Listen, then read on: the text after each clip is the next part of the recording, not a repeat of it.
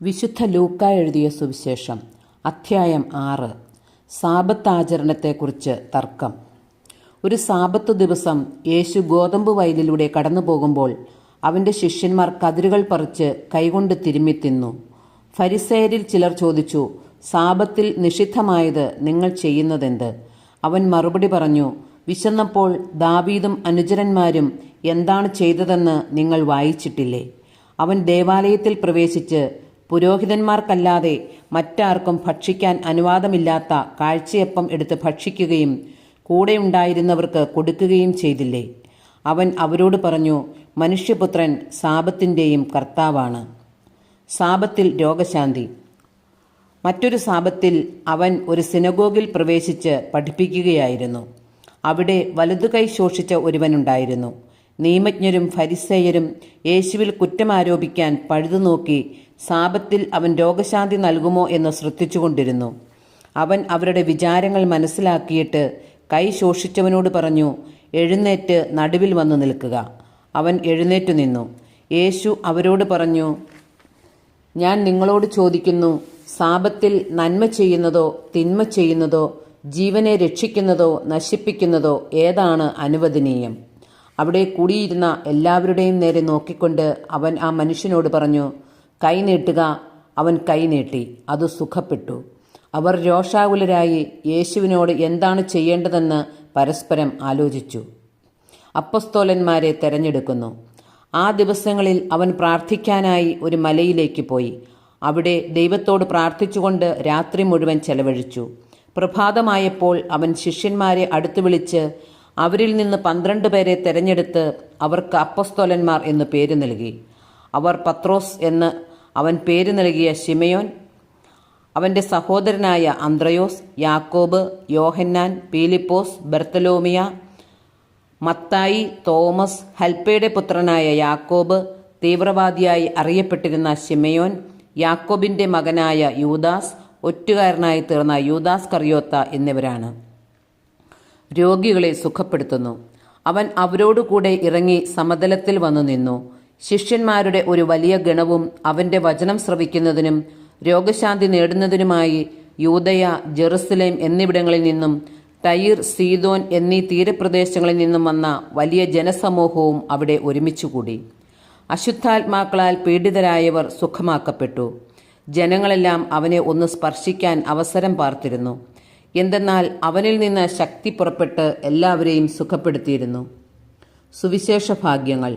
അവൻ ശിഷ്യരുടെ നേരെ കണ്ണുകൾ ഉയർത്തി അരുളിച്ചെയ്തു, ദരിദ്രരെ നിങ്ങൾ ഭാഗ്യവാന്മാർ, ദൈവരാജ്യം നിങ്ങളുടേതാണ്.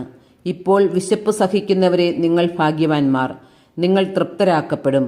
ഇപ്പോൾ കരയുന്നവരെ നിങ്ങൾ ഭാഗ്യവാന്മാർ, നിങ്ങൾ ചിരിക്കും. മനുഷ്യപുത്രൻ നിമിത്തം മനുഷ്യർ നിങ്ങളെ ദ്വേഷിക്കുകയും പുറന്തള്ളുകയും അവഹേളിക്കുകയും നിങ്ങളുടെ പേര് ദുഷിച്ചതായി കരുതി തിരസ്കരിക്കുകയും ചെയ്യുമ്പോൾ നിങ്ങൾ ഭാഗ്യവാന്മാർ. അപ്പോൾ നിങ്ങൾ ആഹ്ലാദിക്കുവിൻ, സന്തോഷിച്ച് കുതിച്ചു ചാടുവിൻ. സ്വർഗത്തിൽ നിങ്ങളുടെ പ്രതിഫലം വലുതായിരിക്കും. അവരുടെ പിതാക്കന്മാർ പ്രവാചകന്മാരോടും ഇപ്രകാരം തന്നെയാണ് പ്രവർത്തിച്ചത്. എന്നാൽ സമ്പന്നരെ, നിങ്ങൾക്ക് ദുരിതം.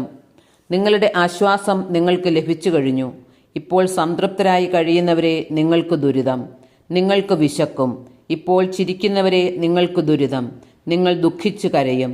മനുഷ്യരെല്ലാം നിങ്ങളെ പ്രശംസിച്ച് സംസാരിക്കുമ്പോൾ നിങ്ങൾക്ക് ദുരിതം. അവരുടെ പിതാക്കന്മാർ വ്യാജപ്രവാചകന്മാരോടും അങ്ങനെ തന്നെ ചെയ്തു. തിന്മയെ നന്മ കൊണ്ട് ജയിക്കുക. എൻ്റെ വാക്ക് ശ്രവിക്കുന്ന നിങ്ങളോട് ഞാൻ പറയുന്നു, ശത്രുക്കളെ സ്നേഹിക്കുവിൻ, നിങ്ങളെ ദ്വേഷിക്കുന്നവർക്ക് നന്മ ചെയ്യുവിൻ, ശപിക്കുന്നവരെ അനുഗ്രഹിക്കുവിൻ, അധിക്ഷേപിക്കുന്നവർക്ക് വേണ്ടി പ്രാർത്ഥിക്കുവിൻ. ഒരു ചെകിട്ടത്ത് അടിക്കുന്നവന് മറ്റേ ചെകിട് കൂടി കാണിച്ചു കൊടുക്കുക. മേലങ്കി എടുക്കുന്നവനെ കുപ്പായം കൂടി എടുക്കുന്നതിൽ നിന്ന് തടയരുത്. നിന്നോട് ചോദിക്കുന്ന ഏതൊരുവനും കൊടുക്കുക. നിന്റെ വസ്തുക്കൾ എടുത്തുകൊണ്ടു പോകുന്നവനോട് തിരികെ ചോദിക്കരുത്. മറ്റുള്ളവർ നിങ്ങളോട് എങ്ങനെ പെരുമാറണമെന്ന് നിങ്ങൾ ആഗ്രഹിക്കുന്നുവോ അങ്ങനെ തന്നെ നിങ്ങൾ അവരോടും പെരുമാറുവിൻ. നിങ്ങളെ സ്നേഹിക്കുന്നവരെ നിങ്ങൾ സ്നേഹിക്കുന്നതിൽ എന്ത് മേന്മയാണുള്ളത്? പാപികളും തങ്ങളെ സ്നേഹിക്കുന്നവരെ സ്നേഹിക്കുന്നുണ്ടല്ലോ. നിങ്ങൾക്ക് നന്മ ചെയ്യുന്നവർക്ക് നിങ്ങൾ നന്മ ചെയ്യുന്നതിൽ എന്ത് മേന്മയാണുള്ളത്? പാപികളും അങ്ങനെ ചെയ്യുന്നുണ്ടല്ലോ. തിരിച്ചു കിട്ടുമെന്ന് പ്രതീക്ഷിച്ച് വായ്പ കൊടുക്കുന്നതിൽ എന്ത് മേന്മയാണുള്ളത്? കൊടുത്തിടത്തോളം തിരിച്ചു കിട്ടുമെന്ന പ്രതീക്ഷയിൽ പാപികൾക്ക് വായ്പ കൊടുക്കുന്നില്ലേ? എന്നാൽ നിങ്ങൾ ശത്രുക്കളെ സ്നേഹിക്കുവിൻ, തിരിച്ചു കിട്ടും എന്ന് പ്രതീക്ഷിക്കാതെ മറ്റുള്ളവർക്ക് നന്മ ചെയ്യുകയും വായ്പ കൊടുക്കുകയും ചെയ്യുവിൻ. അപ്പോൾ നിങ്ങളുടെ പ്രതിഫലം വലുതായിരിക്കും. നിങ്ങൾ അത്യുന്നതൻ്റെ പുത്രന്മാരായിരിക്കുകയും ചെയ്യും. കാരണം അവിടുന്ന് നന്ദിഹീനരോടും ദുഷ്ടരോടും കരുണ കാണിക്കുന്നു. നിങ്ങളുടെ പിതാവ് കരുണയുള്ളവനായിരിക്കുന്നത് പോലെ നിങ്ങളും കരുണയുള്ളവരായിരിക്കുവിൻ. അന്യരെ വിധിക്കരുത്.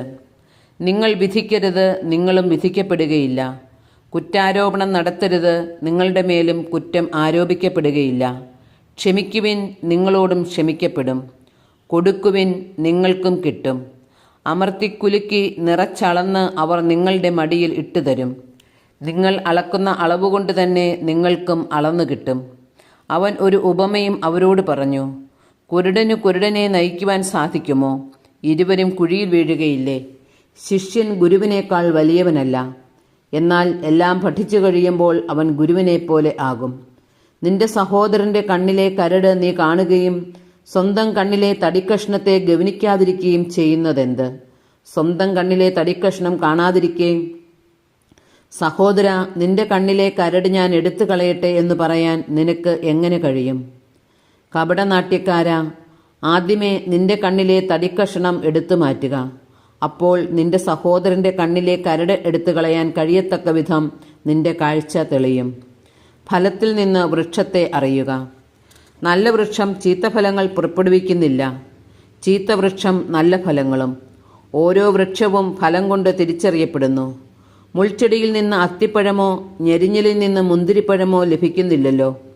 നല്ല മനുഷ്യൻ തൻ്റെ ഹൃദയത്തിലല്ല, നല്ല നിക്ഷേപത്തിൽ നിന്ന് നന്മ പുറപ്പെടുവിക്കുന്നു.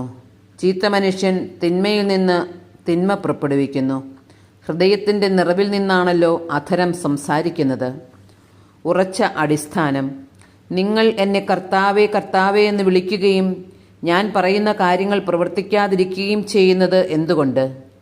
എൻ്റെ അടുത്ത് വന്ന് എൻ്റെ വചനം കേൾക്കുകയും അതനുസരിച്ച് പ്രവർത്തിക്കുകയും ചെയ്യുന്നവൻ ആർക്ക് സദൃശനാണെന്ന് ഞാൻ വ്യക്തമാക്കാം. ആഴത്തിൽ കുഴിച്ച് പാറമേൽ അടിസ്ഥാനമിട്ട് വീട് പണിത മനുഷ്യനോട് സദൃശനാണ് ഞാൻ. വെള്ളപ്പൊക്കമുണ്ടാവുകയും ഒഴുക്ക് അതിന്മേൽ ആഞ്ഞടിക്കുകയും ചെയ്തു. എന്നാൽ ആ വീടിനെ ഇളക്കാൻ കഴിഞ്ഞില്ല. എന്തെന്നാൽ അത് ബലിഷ്ഠമായി പണിയപ്പെട്ടിരുന്നു. വചനം കേൾക്കുകയും എന്നാൽ അതനുസരിച്ച് പ്രവർത്തിക്കാതിരിക്കുകയും ചെയ്യുന്ന മനുഷ്യൻ ഉറപ്പില്ലാത്ത തറമേൽ വീട് പണിതവന് തുല്യൻ. ജലപ്രവാഹം അതിന്മേൽ ആഞ്ഞടിച്ചു, ഉടനെ അതു നിലം പതിച്ചു. ആ വീടിൻ്റെ തകർച്ച വലുതായിരുന്നു.